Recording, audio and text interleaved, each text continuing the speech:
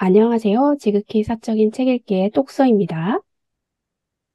안녕하세요. 독서하는 자 쪽자입니다. 네, 저희는 이번에 새로운 책으로 시작합니다. 책은 바로 세이노의 가르침입니다. 이 책은 너무나 유명한 책이지만 저희는 이제 공부 차원에서 한번 읽어보려고 합니다. 세이노는 누구인가? 네. 필명이 세이노고요. 이름은 알려진 것이 없습니다.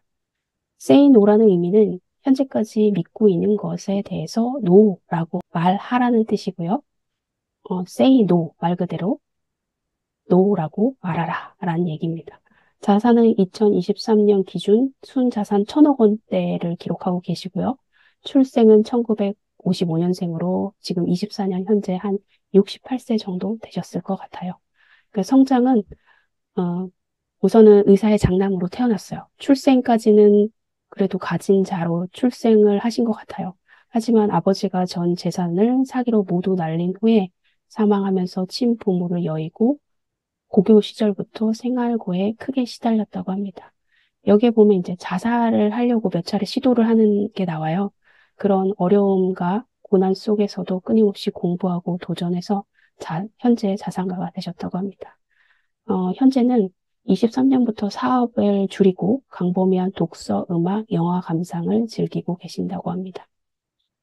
가장 좋아하는 것은 문제를 해결하는 것, 사람을 가르치고 깨우치는 것이라고 합니다. 그래서 이런 세이노의 가르침이라는 글도 써셨던 것 같아요. 가장 싫어하는 것은 접대 술자리, 기업 정치가들, 부자인 척하는 사람들의 블러핑이라고 합니다. 네. 그래서 여기에서 보면 약간 욕설 같은 거 비슷한 게 나와요. 그래서 이 책이 좀 거친 면도 있지만 더 크게 와닿는 것도 있는 것 같아요. 저는 이거를 어떻게 정리를 했냐면요. 다 정리를 하기에는 너무 양이 많아질 것 같아서 제가 읽었던 부분에서 인상 깊었던 꼭지글만 조금 따로 정리를 했어요. 그래도 시간이 많이 걸릴 것 같긴 해요.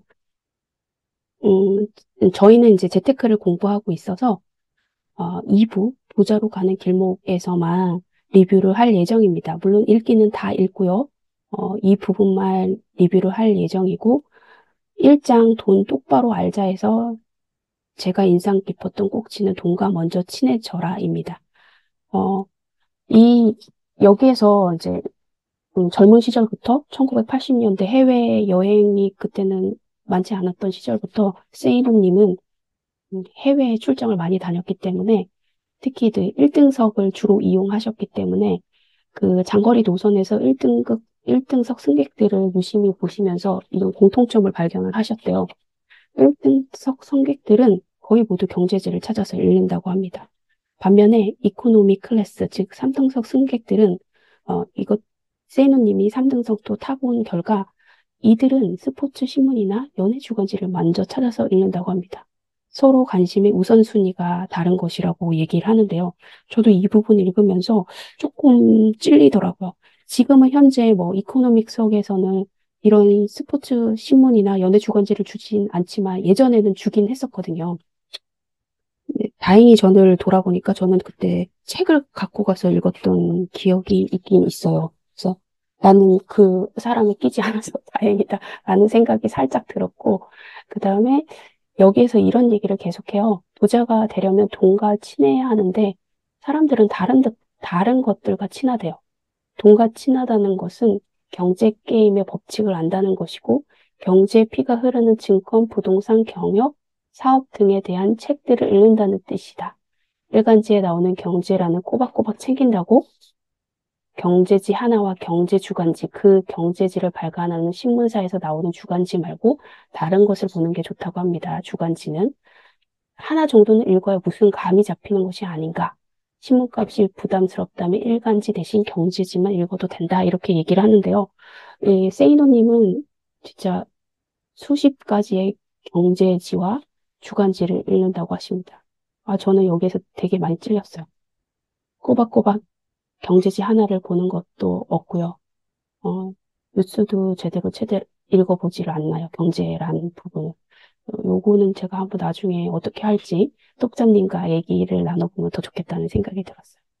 그래서 여기에서 다시 이렇게 말을 해요. 명심해라. 온 동네 사람들이 다 알고 있는 경제 지식을 당신은 절대로 부자로 만들어주지 못한다. 그 이상이 필요하다.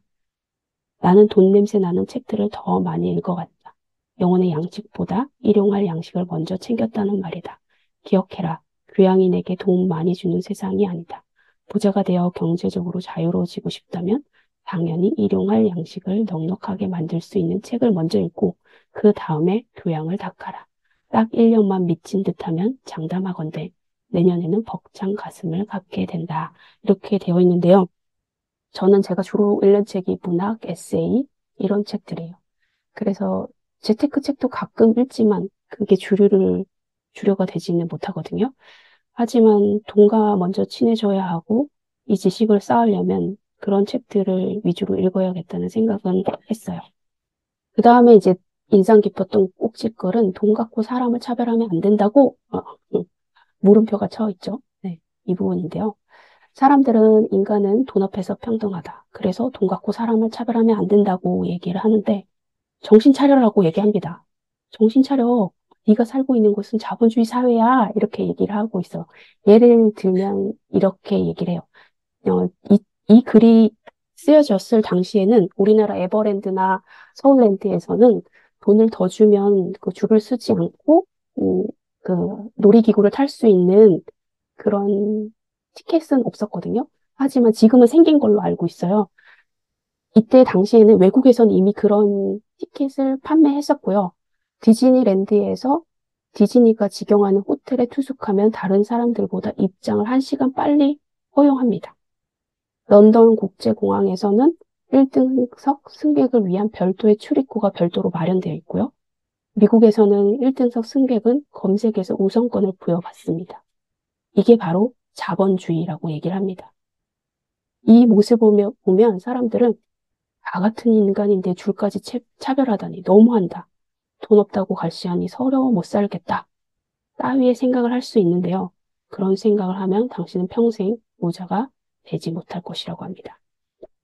자본주의에서 돈을 지불하는 대상은 결국 좀 더 편하고 좋은 것을 얻기 위함이잖아요. 내가 더 편하고 좋은 것을 얻기 위해서 돈을 더 지불해서 그렇게 서비스를 받고자 함인데 그게 뭐가 문제가 된다는 얘기냐고 말을 하고 있어요. 지불할 돈이 없다면 덜 편하고 덜 좋은 것을 가지면 된다고 얘기를 합니다. 내가 더 편하고 좋은 것을 얻으려면 돈을 지불해라 라고 얘기를 합니다. 돈 갖고 차별을 해도 된다고 얘기를 하고 있습니다. 그 다음에 인상 깊었던 부분은 나는 무소유의 삶을 살지 못한다 인데요. 저는 이 장의 이 꼭지글을 읽으면서 이 시가 정말 모든 걸 다 말해주고 있다는 생각이 들어서 이 시를 그냥 가져왔습니다. 손영란님의 별거 아닌 일을 그리워함이라는 시예요. 이 시 또한 세이노님이 소개하고 있는 시입니다. 한번 읽어볼게요. 내가 생각하는 생활의 격이란 별거 아니다. 때맞춰 뜨거운 물에 목욕할 수 있고 각 구운 빵을 커피와 함께 먹는 것이며 아침에 가끔씩 모차르트를 듣고 매일 아침 배달된 신문을 읽는 것이다. 버스를 타도 좋으나 어쩌다 한 번씩은 차를 혼자 모는 것이다. 구겨진 옷이 아니라 깨끗이 다린 옷을 입고 돈은 반듯하게 펴서 지갑에 가지런히 넣는 것이다. 아무것도 하기 싫은 날은 음식을 시켜 먹을 수 있어야 하며 가끔씩 집안이 한해지도록 꽃을 사는 것이다. 나는 정말 별거 아닌 것을 그리워한다. 이건데요. 이거를 보면 누구나 정말 소소하게 꿈꿀 수 있는 일상이라는 생각이 들어요. 하시면 보시면 다 돈을 갖고 있어야 가능한 일들입니다. 내가 무소유의 삶을 원한다면 그렇게 하면 되지만 그렇지 않다면 이런 정도를 원하려면 돈이 있어야 되는 겁니다. 여기에 보면 뜨거운 물이 나오는 집에 살아야 되는 거고요. 갖고 온 빵과 커피, 돈이 있어야지 사 먹을 수 있는 거고, 아침에 가끔씩 모차르트를 듣는 거, 아침이 여유로운, 내가 일에 쫓기지 않고 회사에 출근을 막 너무 바삐 할 필요 없이 여유로운 아침을 누릴 수 있는 사람이 되어야 하는 거고요. 그리고 아침에 신문을 구독할 수 있을 경제가 있어야 되는 거고. 어쩌다 한 번씩 혼자 차를 모는 것이라면 남편의 차가 아니라 아내의 차가 아니라 나 개인의 차가 있어야 되는 거고요. 이렇게 이처럼 하나하나씩 따져보면 다 내가 가지고 있어야 누릴 수 있는 것들입니다. 그게 바로 별거 아닌 거라 할지라도, 이런 작은 소소한 것이라 할지라도 내가 돈을 가지고 있어야지만 누릴 수 있는 것이라고 합니다. 여기에서 이제 세이노님이 이렇게 말을 해요. 그래서 나는 무소의 삶을 살지 못한다. 나는 소유의 삶을 선택했다라고 얘기를 하면서, 하지만 나는 그 소유의 삶을 선택했지만 최대한 불필요한 소비는 억제했다. 소유를 지향하면서도 절약을 미덕으로 삼고 행복하게 돈을 모으며 살았다. 그리고 그렇게 하여 모은 돈들은 점점 더 불어나더니 나를 부자로 더욱더 만들어 주었고, 그때부터 비로소 소비를 하기 시작했다. 기억해라. 소유를 더 하려면 무소유에 가까운 절약부터 하여야 한다는 진리를 말이다. 인간으로 누려야 하는 근본적인 것들을 얻기 위해서는 돈이 어느 정도 있어야 한다. 라고 얘기를 합니다. 네, 1장은 이렇게 읽었는데요. 독자님은 어떻게 읽으셨나요? 네, 저도 1장을 재밌게 읽었습니다. 제가 이 책을 사놓은 지는 조금 됐는데, 사실 앞에 조금 읽다가 안 읽었거든요. 근데 이제 오늘 이 독서 모임을 하려고 책을 읽었는데, 되게 와닿는 부분이 좀 많이 있었고, 재밌게 읽었습니다. 제가 여기서 좀 인상 깊었던 부분을 얘기하자면, 그, 시간이 돈이 되게 만들어라 라는 부분에서 흐르는 시간과 의미가 같이 보람 있는 시간으로 만드는 것 부분이 있는데요. 264페이지에 무라카미 하루키 상실의 시대 중에 이제 일부를 발췌해 놓은 부분이 있으세요. 이 부분을 한번 읽어보겠습니다. 인생이란 비스킷통이라고 생각하면 돼요. 비스킷통에 비스킷이 가득 들어있고 거기엔 좋아하는 것과 그렇게 좋아하지 않는 것이 있잖아요. 그래서 먼저 좋아하는 것을 자꾸 먹어버리면 그 다음엔 그다지 좋아하지 않는 것만 남게 되죠. 난 괴로운 일이 생기면 언제나 그렇게 생각해요. 지금 이걸 겪어두면 나중에 편해진다고. 인생은 비스킷통이다라고.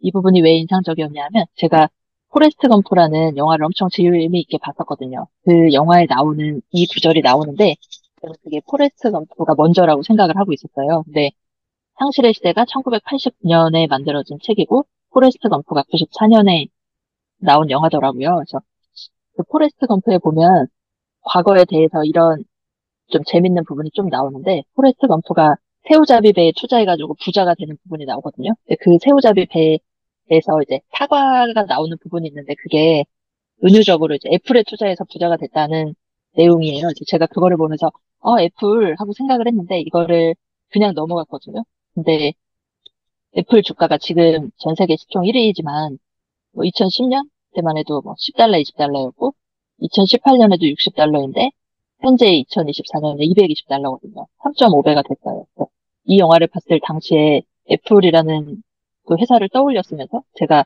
조금이라도 주식을 사뒀더라면 지금 이제 그게 많이 커졌을 텐데 이렇게 지나온 기회들이 많다는 생각이 들었고요. 그래서 지난해 그때는 좀 벌써 많이 올랐잖아라고 생각하면서 그냥 넘어갔거든요. 네, 그러지 말고 지금부터 이런 기회가 있다는 생각이 들면 그때라도 투자를 하면 좋지 않을까라는 생각을 해서 이 부분이 좀 인상적이었어요. 그리고 그 똑사님이 해주신 자본주의에서 더 편하고 더 좋은 것을 원하면 대가를 지불하라라는 부분이 인상적이었는데요. 저도 이제 이런 거를 인정을 하면서 자본주의 사회는 이렇게 누군가가 돈을 더 내면 더 좋은 서비스를 받을 수 있는 거라는 걸 인식을 하고 거기에 맞춰서 좀 부자가 되도록 노력을 해야겠다는 생각을 했습니다. 이상입니다. 네, 2장 하겠습니다. 2장 성공을 향해 나아가려면 저는 여기에서 너만의 게임을 만들어라. 이 부분이 정말 인상 깊었어요. 그리고 다 떠나서 세이노님이 IMF 때 어떻게 위기를 기회로 만들었는지 그 과정을 제가 한번 정리를 해봤는데요.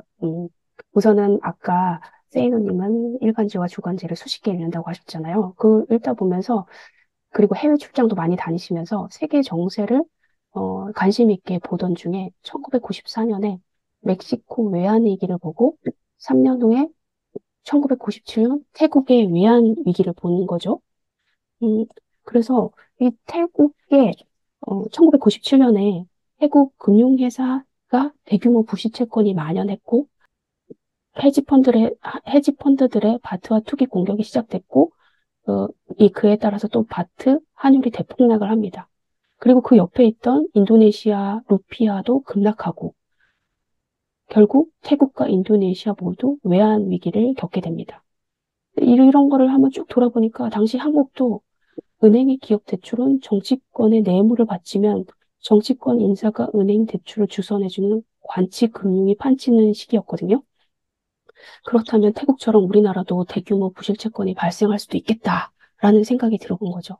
그래서 세이노님은 한국도 태국처럼 곧 외환 위기가 닥칠 거라는 예감에 1994년에 멕시코가 어떻게 외환 위기를 헤쳐나갔는지 닥치는 대로 책을 사서 읽기 시작합니다. 아주 밤새서 공부를 하셨다고 해요. 그리고 그 공부한 걸 토대로 1997년 6월부터 암달러를 매입하기 시작합니다.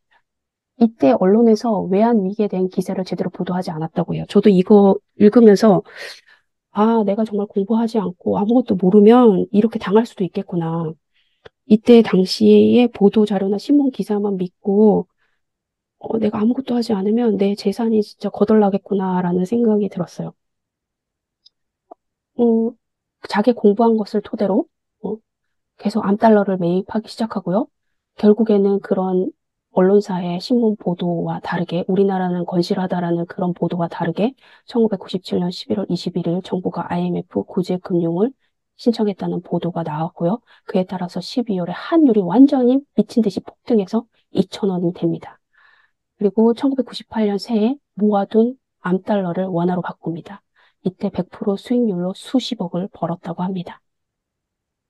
그리고 이제 98년이 됐어요. 98년 6월부터 12월까지 정부가 이른바 묻지마 채권을 발행합니다. 5년 만기 무기명 채권채를 3회에 걸쳐서 3조 8천억 원을 발행을 했는데요. 이 당시에 시중은행 금리가 15에서 20%였대요. 그거에 비하면 이 아주 낮은 연리 6% 정도였는데 이 세이노님은 그때 채권을 수십억 원어치 샀다고 합니다. 저도 이때 대학교 1학년 때여가지고 기억이 나는데 은행에서 정말 적금, 예금, 특환을 엄청 고금리로 했었어요. 그때 당시에 뭐 감도 없어가지고 저게 높은지도 몰랐고 높기는 했지만 근데 이때 세이노님은 채권을 투자하셨대요. 채권. 그것도 5년 만기밖에 안 돼요. 무기명 채권이에요. 이때 그래서 부자들은 자녀들 이름으로 굉장히 많이 이 채권을 활용하셨다고 합니다. 그리고 1998년 하반기 부채를 많이 낀 부동산들이 경매시장에 우르르 나오기 시작했어요. 그때 눈여겨보았던 재벌급 회장들이 소유했던 자산을 찍어서 현장에 가보지도 않고 직원에게 경매 입찰을 하라고 했고요. 이건 물론 자신이 알고 있기 때문에 임장을 가지 않은 거고 그 외에 잘 모르는 부동산은 임장을 가서 경매에 입찰을 했다고 합니다. 이렇게 해서 부동산을 이제 취득하기 시작했고요. 그다음에 98년 중순에 멕시코가 1994년 미국과 IMF 등의 구제 자금을 받아서 1995년 가을부터 차입금 변제를 실시하고 1996년부터 금리가 하락해서 경제가 회복세로 돌아선 것을 참고 삼아서 이 거금을 들고 주식 시장에 98년 중순부터 뛰어들었다고 합니다. 기억하실지 모르겠지만 이때 증권이 엄청 하락이었어요. 그래서 세이노님은 시기를 또 잘 타서 당연히 수익만 얻게 되었다고 합니다. 이때 큰 손으로 알려지면서 기자들이 알게 되었고 세이노라는 필명으로 글을 쓰게 되게 된 거라고 합니다. 저는 이 부분 읽으면서요. 공부를 한 사람과 아닌 사람이 어떻게 액션이 달라지는지 그거를 볼 수 있어서 정말 좋은 공부였던 것 같아요. 이 꼭지글은. 여기에서 세이노님이 이렇게 얘기를 해요. 경제가 어떻게 굴러가는지 알고 그리고 유동성 가 무슨 관련이 있는지, 어째서 경제신문이나 주간지를 읽으라고 하는지 깨달았길 바란다. 아, 그래서 이 꼭지글을 읽으면서 앞으로 위기는 또 올 텐데, 그때 나는 어떤 액션을 할 수 있을까? 라는 생각이 들었고, 그 액션을 하기 위해서 지금처럼 재테크 공부, 경제 공부, 부동산 공부 꾸준히 해 나가야겠다. 그때는 나도 세이노님처럼 이런 시나리오들이 있어서 그에 따라서 액션만 착착 할 수 있는 사람이 됐으면 좋겠다라고 생각을 했습니다. 그 다음에 이제 인상 깊었던 꼭지글은 전쟁터에서 휴머니즘을 찾지 마라인데요. 책을 좀 예로 들면서 설명을 할게요. 페이지는 이제 332페이지에 보면은 전쟁터가 어떤 세상인지 설명하는 부분이 있는데요. 이제 소말리아에서 내전이 일어난 적이 있어요. 지금도 아마 내전이 계속되는 걸로 알고 있는데요. 이때 이 해병대가 파병이 되었다고 합니다. 게릴라들은 주민들을 나무 십자가에 묶어 전면에 내세우고 그 뒤에 숨어서 총을 쐈다고 합니다. 근데 미 해병대는 이 원주민들을 죽일 수가 없는 거예요. 그래서 어쩔 줄 모르고 물러나기만 했대요. 그 결과 미군이 들어갔던 지역에서는 게릴라들이 모두 석권했고 그 주민들은 공포에 떨었다고 합니다. 반면에 프랑스는 이제 외인 부대를 파견했어요. 이 외인 부대는 자발적인 의사로 프랑스 정부와의 계약을 맺고 군인이 된 자들인데요. 이들은 어떻게 했을까요? 원주민을 십자가에 묶고 전면에 세워놓고 그 뒤에 숨은 게릴라들을 어떻게 쳐부쉈냐면요. 그냥 다 쏴 죽였다고 합니다. 원주민이니까 게릴라고. 그렇게 되니까 어떻게 됐냐면요. 게릴라들이 도망을 갔대요. 결국에는 이 프랑스 외인 부대가 들어간 지역은 평화를 누릴 수 있었고요. 미군이 들어갔던 지역은 계속 게릴라들이 점령하고 있었던 거죠. 이게 바로 전쟁이라고 합니다. 전쟁. 우리가 생각하면 원주민은 죽이면 안 될 것 같잖아요. 그래서 어쩌지 못하고 있는 미군의 모습이 볼 수 있고요. 반면에 여기는 전쟁터라고 하면 내가 이겨야 되는 게 목적이잖아요. 그래서 소수의 희생을 감수하더라도 다수의, 다수의 정말 생명을 보장하는 것이 더 목적이 클 수 있는데요. 그게 바로 전쟁터라고 합니다. 소수의 희생을 위해서 다수의 이득을 취한다. 이게 바로 전쟁터고요. 이런 게임이 싫다면 게임하지 않으면 된대요. 적군을 죽이지 못하겠다면 군대에 가지 않고 감옥살이를 하면 된대요. 저는 여기서 되게 나는 그랬는가? 라고 돌아보면 그렇지 않은 것 같아요. 여기 전쟁터에 살고 있으면서도 전쟁터의 논리를 따르지 않았다라는 생각이 들더라고요. 여기에 세이노님은 이 경제 게임도 전쟁터라고 보고 계세요. 그래서 이런 말씀을 하시는 거고요. 이 경제 게임도 전쟁터와 같은 차가운 속성을 가지고 있다. 그 차가운 속성을 이해하지 못하고 휴머니즘만 찾는다면 다 죽는다라고 얘기를 하고 있어요. 네. 요즘에 이제 신자유주의가 불고 있는데요. 신자유주의는 당연히 예전부터 불고 있었죠. 신자유주의는 당연히 빈부격차, 인종 갈등, 지역 갈등을 그림자로 가지고 있습니다. 이건 당연한 거예요. 빈부격차, 인종 갈등, 지역 갈등. 그렇다면 이 그림자를 없애는 방법이 있을까요? 세이노님이 딱 분명하게 없다라고 말씀을 하십니다. 자기가 살아있는 동안에는 그런 길은 세상에 나타나지 않을 것이다. 아마도 나도 당신도 살아있는 동안에는 그런 일은 없을 거라고 얘기를 합니다. 음. 그러니까 이 경제 활동을 하는 사람은 경제 게임의 본질을 이해하고 그에 맞추어 변화하고 행동해야 한다고 합니다. 이 게임은 아주 지극히 단순하대요. 이익을 누가 더 많이 낼 수 있는 구조를 갖추고 있는가. 그것뿐이다. 지역 경제를 생각하거나 정치적으로 특정 계층을 고려하거나 기존 근로자들의 기득권이나 생존권에 신경을 쓰거나 하게 되면 그것은 곧 경쟁력 상실을 가져온다. 힘을 지니지 못한 자는 평화를 누릴 자격이 없다. 이 경제 게임을 전쟁터와 같은 것으로 보기 때문에 이런 말이 가능한 거고요. 거기에 동의하지 못하다면 이 말은 너무하다라는 생각이 들 수도 있어요. 그래서 저도 100% 공감은 못 되는데요. 음, 그래도 한번 공감하려고 하면서 읽었던 부분입니다. 그리고 야망을 갖지 마라입니다. 이거는 우리가 아는 것과 다르게 얘기를 하시는데요. 우리는 야망을 가져라, 꿈을 가져라 라는 말을 많이 들었어요. 실제로 라이트 형제나 넬슨 만델라, 월마트와 샘 월튼, 스타벅스의 하워드 슐츠, 자동차 제조의 헨리 포드, 철강화 앤드루 카네기, CNN의 테드 터너 등등의 인물들이 야망을 일찍부터 품었고 기회를 놓치지 않고 행동하였기에 성공하였다는 이야기를 듣고 감동받고 실제로 그렇게 해야 된다라고 가르침을 받았죠. 그런데 여기서 세이너님이 이렇게 얘기해요. 꿈 깨라. 꿈 깨라. 꿈을 갖고 야망만 품으면 모든 것이 다 이루어지는가? 꿈과 야망이 없는 사람이 이 세상에 얼마나 되겠는가? 누구나 다 꿈을 꾸고 야망을 가진다는 거예요. 그런데 왜 극소수에 있는 사람만 성공하느냐는 거죠. 그 이유는 대부분의 사람들이 꿈은 야무지고 원대하게 품지만 그 꿈을 실현시키는 아주 작은 단계들은 하찮게 여기고 무시하기 때문이래요. 아주 작은 실천을 무시하기 때문이라고 합니다. 예를 들어 나는 10년 안에 10억을 모으겠다라고 합니다. 지금 나의 현실과 비교하면 너무나 거리가 먼 금액인 거예요. 근데 공산만 한대요. 구체적인 방법도 없고. 아, 나한테 돈이 몇 억 있다면, 나한테 이러한 능력이 있다면 무엇을 해볼 텐데. 복권에 당첨되면 이런 거 해볼 텐데. 저 있잖아요.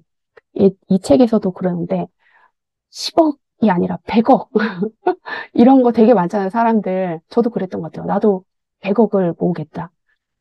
그게 꿈은 원대하고 클수록 좋다라는 말들을 들어서 그렇게 금액들이 커진 것 같은데 거기에서 세이너님이 되게 코웃음을 치더라고요. 어? 부자가 되고 싶다면 야망에만 사로잡히고 일확천금만 꿈꾸게 된대요.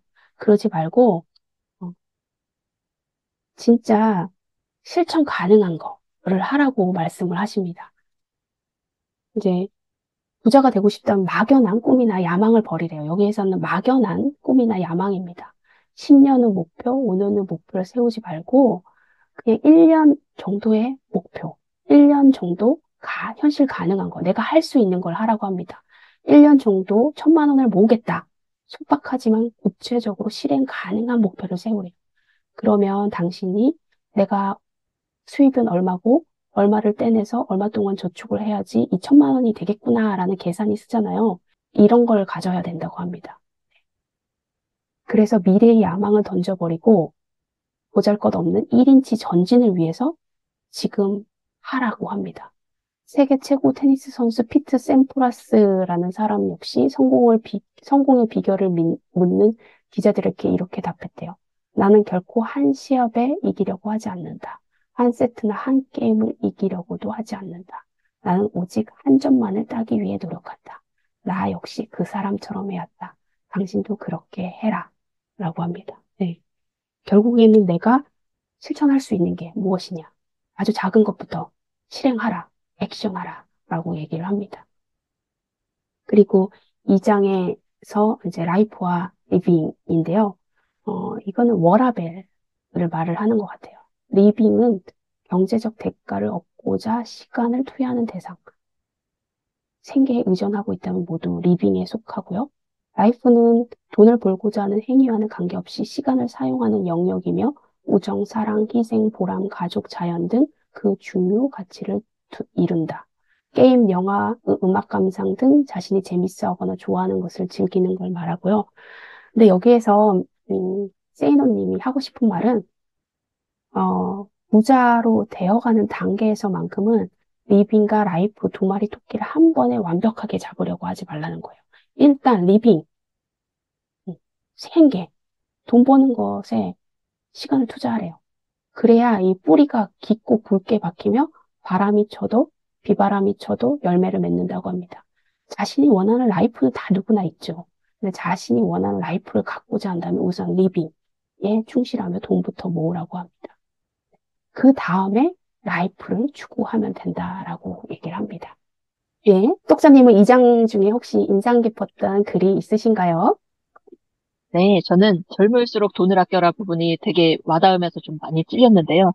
20, 30대에는 악착같이 저축을 하고 생활 습관을 만들라고 되어 있는데 제가 머리눈을 알면서 사실 실천을 못했던 부분이거든요. 그래서 지금 40대지만 그래도 지금부터라도 좀 저축을 하고 아끼는 습관을 들여야 미래는 조금 더 여유 있게 지낼 수 있지 않을까 싶어서 돈을 아껴라를 좀 인상 깊게 봤고 또 하나는 그 똑사님이 정리해 주신 야망을 갖지 마라인데요. 저도 이제 큰 목표를 세우고 그걸 그냥 이루려고 했던 것 같아요. 그랬더니 이제 너무 막막한 목표니까 사실 한 발 한 발 떼기가 좀 어려웠는데 그러지 말고 그냥 소박하고 구체적이지만 실행 가능한 목표를 세워가지고 아까 그 테니스 선수가 한 점을 따려고 노력한다고 했던 것처럼 하나하나씩 1인치 전진을 위해서 오늘 좀 최선을 다하도록 해야겠다라는 생각을 했습니다. 이상입니다. 네, 감사합니다. 다음에 또 만나요. 안녕.